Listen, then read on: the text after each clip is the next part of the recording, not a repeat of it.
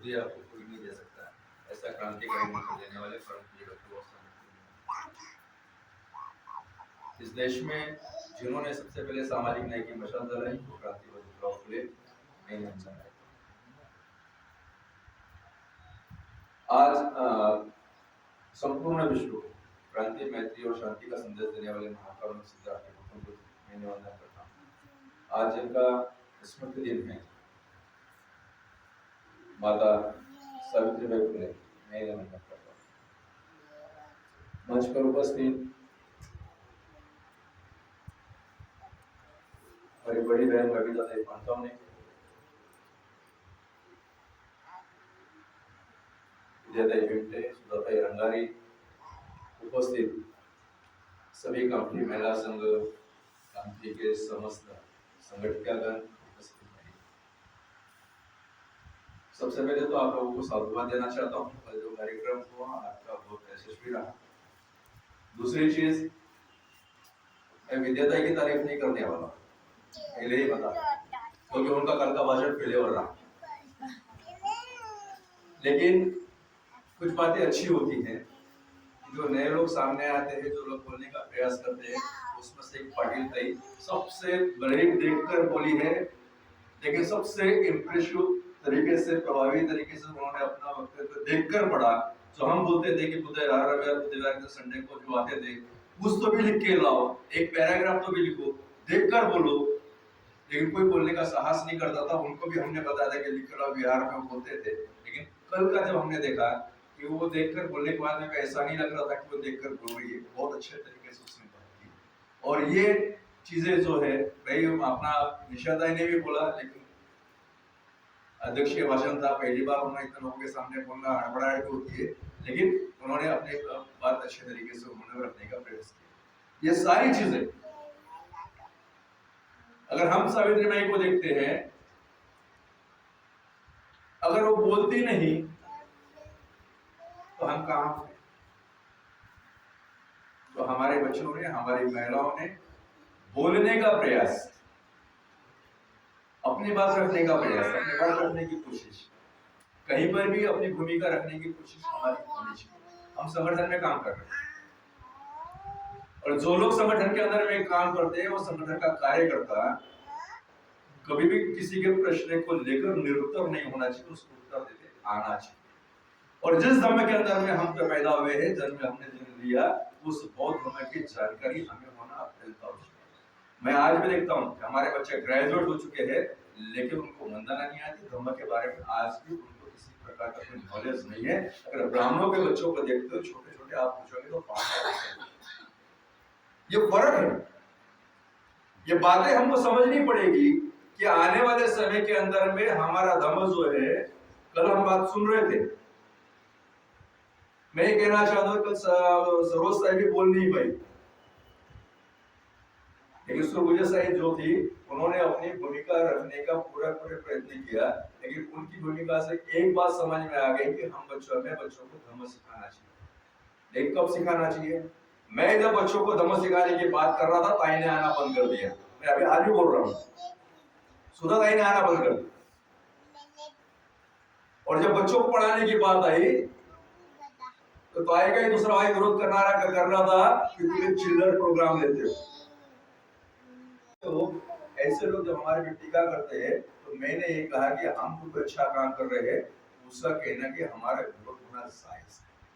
और बाबा साहब तो ये कहते हैं कि आप जो काम कर रहे हो और आपके काम को लेकर कोई आपको टीका टिप्पणी करता तो आपको नाराज होने की जरूरत नहीं है। आप कहीं तो भी कुछ अच्छा कर रहे हो और दूसरे को बुरा लग रहा है, उसको खल रहा है, इसलिए वो आपके विरोध में बात कर रहा है। मैं ये कहना चाहता हूं, भले ही 8-10 बच्चे आ रहे थे, हमने उस बच्चों को पढ़ाने का प्रयास किया, और बच्चे इतने प्रॉम्प्ट हो गए थे, खुद विहार खोलकर, विहार को झाड़ू लगा के, दरी बिछाकर, बाबा पाटिल बाबा आएंगे, अड़कने सर गुरु जी आएंगे, उसका इंतजार वो लोग करते थे। कहने का तात्पर्य मेरा सिर्फ है, उनमें हमने अच्छी बात रखी, ना उनको उनके माँ बाप बुलाने के लिए आते थे जब तक तो विहार में रहते थे, ना कोई उनको डिस्टर्ब करने के लिए आते थे, बच्चे खुद आते थे। लेकिन आज मुझे ये कहना है कि जिन बच्चों के अंदर, अब ये बच्ची है, आज ये कोरी स्लेट है, आज से लेके अगर 1 साल से लेके 10 साल के बीच में अगर मैंने उसको अगर कुछ सिखाया जो आप पढ़ाओगे तो उसके दिमाग में जाएगा, 10 साल के बाद में बताओगे उसके सर के ऊपर से जाएगा। फिर हमको धम्म देना है। यहाँ जो बैठे हुए लोग 50-60 साल के जो बैठे हुए इनको मेरे को धम्म देकर क्या फायदा है? ये विचार करने वाली बात है। धम्म किन लोगों के लिए? धम्म बच्चों वो सीखेंगे तो आने वाली नई हमारी आने वाली नई आदर्श पीढ़ी निर्माण होगी, वो उसके लिए। और कौन देगा भाई उनको? हम बार बार ये कहते हैं कि आज 68 साल हो गए हैं, हम बिहार में आते, हमारे बच्चे नहीं आते, हम किसको पढ़ाए? तो आज हमको जब सारी चीजें पढ़ाने की वक्त जब बात आती है, जब बताया नहीं कर बात कि मैं स्कूल में धम्म सिखाने की बात कर रही हूँ और हमको भी पंचशील बताने की बात कर रही हूँ। और मैं ये कह रहा था कि पंचशील के अंदर में वो ताकत है, आप अपने आने वाली पीढ़ी को बर्बाद भी कर सकते हो और आने वाली पीढ़ी को आबाद भी कर सकते हो। पंचशील के अंदर में वो ताकत है। तो फिर वो पंचशील जो हमको बाबा साहब बुद्ध ने हमको दिया, वो पंचशील को हम मानने से डरते क्यों और बच्चे घर में चर्चा करने से बच्चों को बताने से करते क्यों? किस बात का डर है हमको? आज इस पंचशील से हमारा परिवार सुधर सकता है, हमारा समाज सुधर सकता है। उस पंचशील के आधार हम देश को सुधार सकते हैं। इतनी ताकत उस पंचशील के अंदर में है और पूरा विश्व उस पंचशील को ग्रहण करता है, मानता है। फिर जो बाबा साहब को मानने वाले लोग हैं, जिन्होंने आपको जानवरों से लेके जैसे हमारी परिस्थिति थी वहां से निकालकर हमको इंसानों में लेकर आया और हमको एक इंसानी धम्म दिया जो मानव कल्याणकारी धम्म है। और जब मानव कल्याणकारी धम्म है, उसकी जो पंचशील उनको मिले, फिर हम उसको नहीं मानते, फिर हम कब मानने वाले हैं? अभी विचार हमारे सामने। अब आप सब लोगों की उम्र अगर 50-60 साल हो चुकी है, आपके बच्चों की शादियां हो चुकी होगी, आपके बच्चों को धम्म के बारे में कोई जानकारी नहीं होगी, आपके बच्चे नौकरियां कर रहे होंगे, बिहार में कभी नहीं आते होंगे, या जहां भी रह रहे होंगे वहां पर वो बिहार में नहीं जाते होंगे, तो आपके नाती पोती जो है कम से कम आप लोग बिहार में आए तो उनको भी लेकर आना हमारा दायित्व है। लेकिन हम वो भी नहीं कर सकते। हम किन के लिए, किन लोगों के लिए? मेरा बार बार ये सवाल है कि हमको हमारे बच्चे क्या बता दो, तुम्हारा चिल्लर प्रोग्राम क्या है ना, बहुत चिल्लर है, हम चिल्लर है, हमारा प्रोग्राम चिल्लर है, सारी चीज चिल्लर। लेकिन उस चिल्लर प्रोग्राम को आके तो एक बार बता दो सही, समझा दो सही, हम चिल्लर है तो आप कलदार कैसे हो ये तो हमको समझाने का प्रयास करो, आगे हमको कभी तो बताओ। लेकिन ये बताने का प्रयास कोई नहीं करता, सिर्फ हमारे विरोध में बात करने की कोशिश करते हैं। जो विरोध में करते हैं उनको विरोध करने दिया जाए, हमको अपना काम करते रहना चाहिए। मैं आज के संदर्भ में इतना कहना चाहता हूं।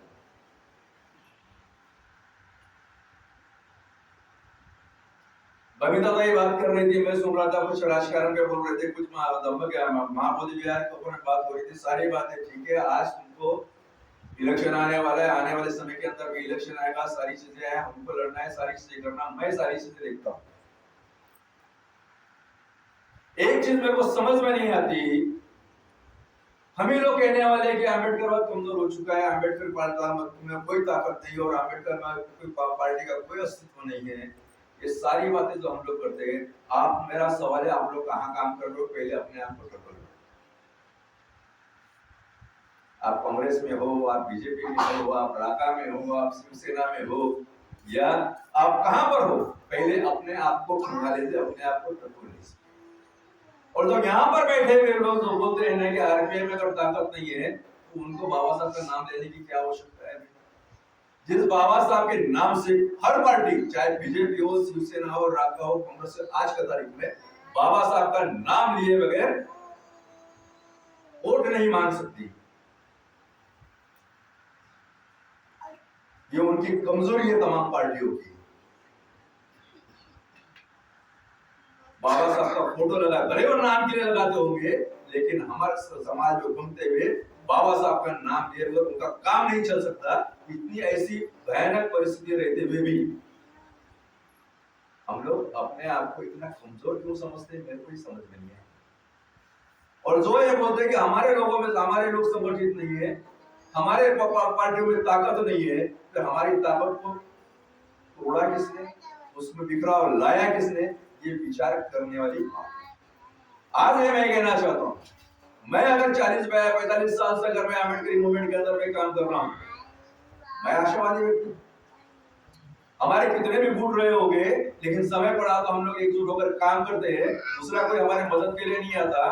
तो आज हम लोग यहाँ पर जो बैठे हुए लोग हैं, तो हमको ये विचार करने की गरज है कि इस बिहार के अंदर में हम बैठे हुए हैं, बाबा साहब को मानने वाले लोग हैं, तो हमको बाबा साहब के संगठन के अंदर काम करने की आवश्यकता ही नहीं। हमको कहाँ काम करने की गरज है? आपको कहां पर स्वाभिमान मिल सकता है? मैंने पहले भी कहा था कि अगर आपको लड्डू पेड़े चाहिए, पैसा चाहिए, तो आपके लिए कांग्रेस बीजेपी जैसे संगठन है। आपको पैसा मिलेगा, आपको लड्डू पेड़े मिलेंगे, खाने पीने को मिलेगा, लेकिन आपको इज्जत नहीं मिल सकती। आप वहां जाकर देख लो, मेरा दावा है। अम्बेडकरी संगठन के अंदर में आपको, मैंने पहले भी कहा था कि आपको लड्डू पेड़े नहीं मिल सकते, आपको शील मिल सकता है, प्रामाणिक इज्जत मिल सकती है। ये मैं बार बार कह रहा हूं, लेकिन जहां आपको इज्जत मिलती है, जहां आपको शील मिलता है, आप वहां काम करना नहीं चाहते। ये मेरा अनुभव है, ये अम्बेडकरी आंदोलन की शोकांतिका है। जहां आपको इज्जत मिलती है, मेरे को दिखाइए, आप इतने इज्जतदार से कपड़े, अच्छे कपड़े पहनकर इस बिहार के अंदर बैठे हो, किसकी वजह से? किसकी वजह से? बाबा साहब की वजह से। और सिर्फ बाबा साहब के संगठन में काम करने से आपकी बेइज्जती होती है, इसलिए हम दूसरे पक्ष में हो जाते हैं क्या? कहीं के लिए जाते हैं? किस मकसद के लिए जाते हैं हम लोग दूसरी पार्टियों के अंदर? हमें तो बहुत प्रलोभन मिले कि आज ये बोल देते, सारी चीजें करते हैं, लेकिन हम नहीं कहेंगे। हम अपने ही संगठन में काम कर रहे हैं, सारी चीजें उस मोमेंट में काम करते हैं, हम लोगों को न्याय दिलाने की बात करते हैं, इतनी स्वतंत्रता से हम लोग काम कर रहे हैं। आज मैं बोल देता हूँ, यहाँ पर भी बैठे हुए विद्यादाई से मैं कहना चाहता हूँ, अगर कल तुम अगर यहाँ जितने स्वतंत्रता से, इतनी आजादी से आप काम कर रहे हो ना, कल जाके कांग्रेस बीजेपी में काम कर दिखाई, इतनी आजादी के साथ में आप नहीं कर सकते। वो स्वतंत्रता, वो आजादी आपको नहीं मिल सकती दूसरे पार्टी के अंदर। मैं बोलूंगा तो काम करना पड़ेगा, नहीं तो आप नहीं कर सकते। हम बताएंगे उतना ही करना पड़ेगा, बाकी की चीजें आप नहीं कर सकते। जहां तो आप अपना निर्णय खुद ले रहे हो, वहां आप अपना निर्णय नहीं ले सकते। इतनी बंदिशें वहां पर है, फिर क्यों लोग मान जाते? तो हमको ये बातों पर विचार करने की जरूरत है। हमारा संगठन, जिस बाबा साहब के लिए हम लोग मरने मिटने के लिए तैयार होते हैं, और उसी बाबा साहब के संगठन को कमजोर करने वाले हम ही लोग हैं, कोई दूसरा नहीं है। अगर हम लोग संगठित होकर काम करें, तो किसी की औकात नहीं है, किसी की ताकत नहीं है कि कोई हमको ये बोल दे तुम कमजोर हो। अगर हम संगठित रहे, तो कांग्रेस वाले क्या, बीजेपी वाले क्या, हमारे पीछे दो मिलाते हुए घूमते नजर आएंगे। लेकिन हमको हमारा संगठन देखना है, हमको देखना है कि बाबा साहब जिसने जानवरों की बदतर से हमको बाहर निकाला, इंसानों में लाया, क्या हम उनको आज वही दिन दिखाने के लिए हम लोग इस तरीके से काम कर रहे हैं?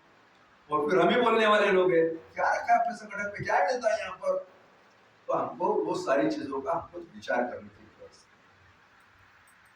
है। आज बोलिए, सारे लोग लोकसभा में, विधानसभा में वोटों की भीख मांगने के लिए आए, और हम लोगों ने किया वोटिंग,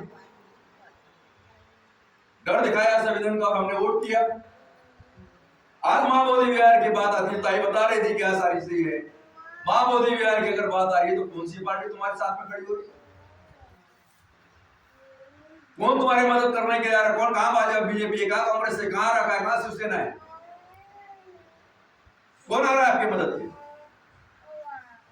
कोई नहीं। फिर जब हमको हमारी मदद हमको ही करनी है, तो फिर दूसरों की हमको क्या गरज है? हमको अपना विचार करना पड़ेगा।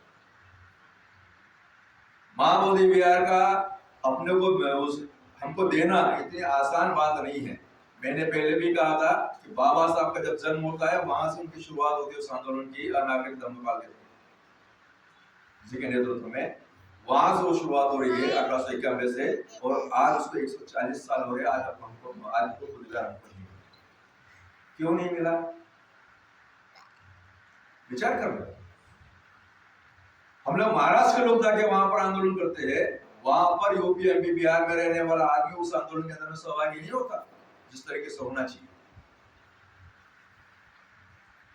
और हमारी एकजुट हम तो दिखा रहे हैं, लेकिन आज अगर मैं आपको बता दूं कि उस महाविद्यालय बिहार के अंदर में बौद्धों के नाम के ऊपर में करोड़ों रुपए आते हैं, अरबों रुपए आते हैं, कौन हड़प रहा है? ये विचार करने वाली बात है, हमको समझने वाली बात है। आज मैं यहाँ पर मैं हकीकत बता रहा हूँ, आप देख लेना। अंतरराष्ट्रीय बौद्ध सम्मेलन होते हैं तय कौन लेता है? हम लोग बुद्धिस्ट लोग है ना। एक भी अम्बेडकरी संगठन अंतरराष्ट्रीय बौद्ध सम्मेलन नहीं लेता, वो आरएसएस वाले लेते हैं। और आरएसएस वाले तो हमारे एक आदमी को लेके जाते हैं, सारी चीजें वो लोग करते हैं और फॉरेन की सारी एक्ट वो लोग लेते हैं, उसमें कुछ भी नहीं। क्यों नहीं मिलता? वो बताते हैं अपने आप को कि हम बुद्धिस्ट है। आपके ऊपर में अन्याय हुआ तो क्या न्यूज आती है पेपर के अंदर में? इस पर अन्याय हुआ, बौद्धों पे अन्याय हुआ, ऐसी कभी बात में नहीं आती, ऐसी न्यूज कभी नहीं छपती। यहाँ पर जब भी अन्याय होता है तो दलितों के ऊपर में अन्याय हुआ ये बताया जाता है। क्यों बताया जाता है ऐसा? क्योंकि हम तो बौद्ध हुए ही एक षड्यंत्र है। और आप बौद्धों पे अन्याय हुआ ये बोलोगे तो तमाम बौद्ध राष्ट्र जो है अंतरराष्ट्रीय लेवल के ऊपर में वो सारे के सारे एकजुट होकर भारत सरकार के ऊपर दबाव डालेंगे और आपको न्याय देना। हमको समझने वाली बात है, ये बाबा साहब ने बताई हुई चीजें बातें। हमको इस बात को समझना है कि हमारे ऊपर तो अन्याय होता है तो बौद्ध पे खबर नहीं छपती, दलितों के ऊपर अन्याय हुआ ये खबर छपती है, और वहां अंतरराष्ट्रीय लेवल पर ये समझेगा दलित कोई और है, उससे हमको क्या लेना देना है। तो आज हमको सही मायने में 68 साल हो गए, बार बार कह रहे कि हम अपनी आइडेंटिटी नहीं बना, तो हमको ये सारी चीजें करने के लिए हमको ज्यादा लोगों की गरज नहीं है। मैं ये कहना चाहता हूँ तई कि हम लोग बार बार ये बोल रहे हैं कि हमको एक्टिव मोड में आना है, लेकिन हम लोग नहीं आते। अगर जितने लोग आप लोग यहाँ बैठे हो ना, बुद्ध जयंती मनाना है, अम्बेडकर जयंती मनाना है, हमको कोई प्रकार का हम अपने धर्म संस्कार हमको अगर अपने मनाने हैं तो हम सब इतने ही लोग मिलकर एकजुट होकर अगर हमने मनाकर हम लोग एक आदर्श समाज निर्मित मनाए तो आपका परिवर्तन बाकी लोगों के ऊपर पड़ सकता है। आप शादी बौद्ध पद्धति से आप कर सकते हो, सगाई बौद्ध पद्धति से हो सकती है, सारा संस्कार जो भी संस्कार को कराना बौद्ध पद्धति से कर सकते हैं। हम लोग करवा रहे हैं कि आज हम लोग नहीं करवा रहे हैं। हम लोग ये सारी चीजें नहीं करने के पीछे हम लोग अपनी आइडेंटिटी निर्माण कर नहीं पा रहे और दूसरों के सामने हम अपना कोई आदर्श हम लोग रख नहीं पा रहे। आज हमको यहाँ पर बोलने की बात थी, अभी हमने मेरे बच्चे के संदर्भ में बहुत से लोग आप लोग नहीं है, लेकिन वहां पर हमने बोला दाहिने बात रही कि हमने सब लोगों ने बात की कि ठीक है हम लोग शादी के अंदर कैसी होनी चाहिए। शादी की पत्रिका आज हमारे, मैं ये बोलना चाहता हूँ कि हमारे लोग पढ़ लिख कर ग्रेजुएट हो गए, डबल ग्रेजुएट, पोस्ट ग्रेजुएट हो गए, सारी चीज होने के बाद में भी बौद्धों की पत्रिका कैसे होनी चाहिए ये छापना अगर आज के तारीख में अगर हमको नहीं आता हो तो इससे बड़ी शोभांति का क्या हो सकता है। आज भी पत्रिका के ऊपर में विक्टू बाबा प्रसंग लिखा जाता। बहुत से लोगों को मैंने साईं बाबा प्रसंग लिखते हुए भी देखा। आज भी हम लोग श्रीमती लिखते हैं।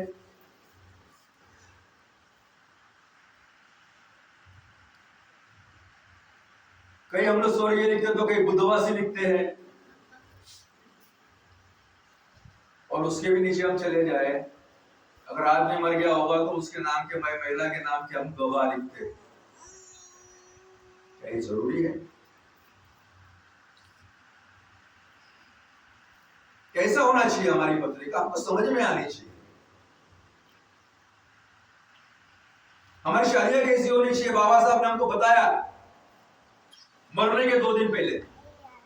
बाबा साहब का जब महापरिनिर्वाण 6 दिसंबर को होता है और 2 दिसंबर को विष्णु कटक उनको पत्र लिखते हैं और उसके बाद 4 दिसंबर को बाबा साहब जवाब देते हैं हमारी शादी कैसी होनी चाहिए। बाबा साहब ने हल्दी का तो बिल्कुल भी उल्लेख नहीं किया, मंगलसूत्र का तो कहीं भी उल्लेख नहीं। भगवान बुद्ध की फोटो होनी चाहिए, एक कलश होना चाहिए, इतना ही बाबा साहब ने लिखा है कि पानी का लोटा होना चाहिए, उसमें 3 तार वाला धागा होना चाहिए, वधू के हाथ में होना चाहिए, 2 हार होने चाहिए। इसके अलावा बाबा साहब ने कुछ भी नहीं बताया। तो हम लोग क्या सोच कर रहे हैं? हम क्या सोच कर रहे हैं? अभी भी व्हाट्सएप के ऊपर बाबा साहब के साइन का पत्र घूम रहा है।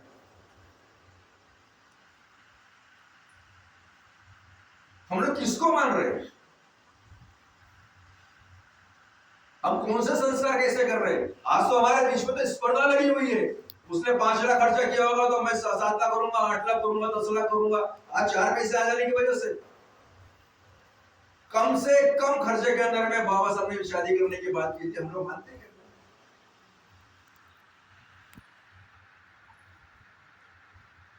विचार करने वाली बातें हैं। जिन लोगों के लिए ये सारी चीजें हम लोग बताने का तात्पर्य है कि आज हमारे पास में स्पर्धा लगी हुई है कि हम लोग कैसे करने वाले हैं। अरे मेरा बच्चा ठीक है, नौकरी पे है ना, कुछ पैसा बचाकर कहीं कटौतियां करके हम लोग दोनों के बच्चों के नाम से फिक्स में डाल के पैसा रख सकते हैं। लेकिन ऐसा बोले तो कोई करता है क्यों? और यहाँ पर सबसे ज्यादा अगर किसी का उत्साह होता है ना, मेरी इच्छा की पूर्ति करना है, मैं अपनी ख्वाहिश पूरी नहीं करूंगा, वो होती है माँ। मेरी बेटी की शादी ऐसी होनी चाहिए, मेरे बेटे की शादी ऐसी होनी चाहिए, वहां ऐसा होना चाहिए, वहां वैसा होना चाहिए। एक ही बार तो शादी होती है, बार बार होती है क्या? और एक बार में पूरी ख्वाहिश करना, पैसा नहीं हो तो कर्जा लेना, लेकिन वो सारी चीजें हम लोगों ने कर। ये कहाँ का तरीका है?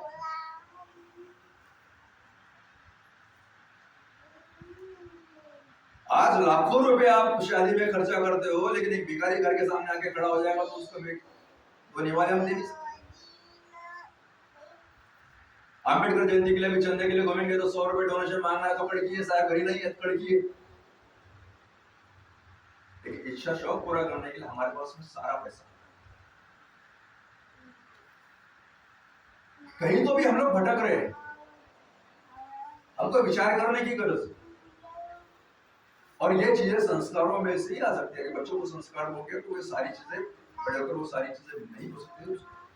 हम लोग बहुत अच्छे तरीके से कर सकते हैं, लेकिन हम लोग नहीं। जहां तक हल्दी नहीं लगाने की बात होती फिर भी हम लोग हल्दी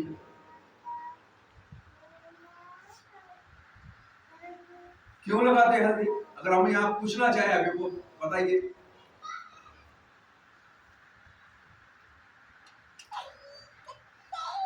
चर्चा करते हो कोई नहीं करता।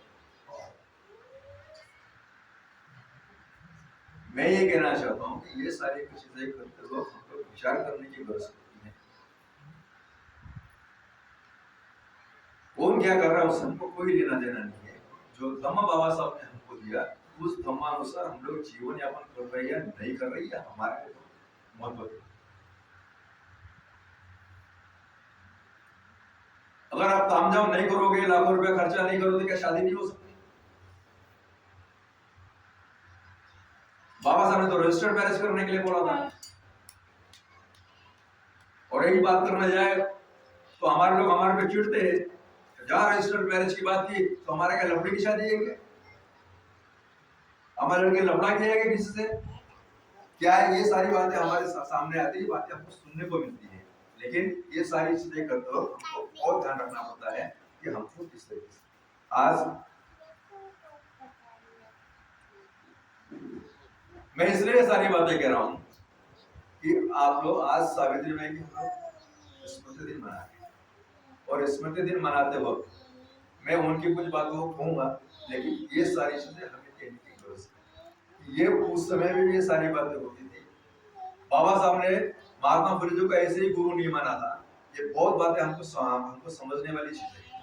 उस समय में इन्होंने भी वो तमाम विरोध सहा, और आज हम वो बातें करते हैं कि अगर तमाम विरोध सहने के बाद में मैं इसे इतना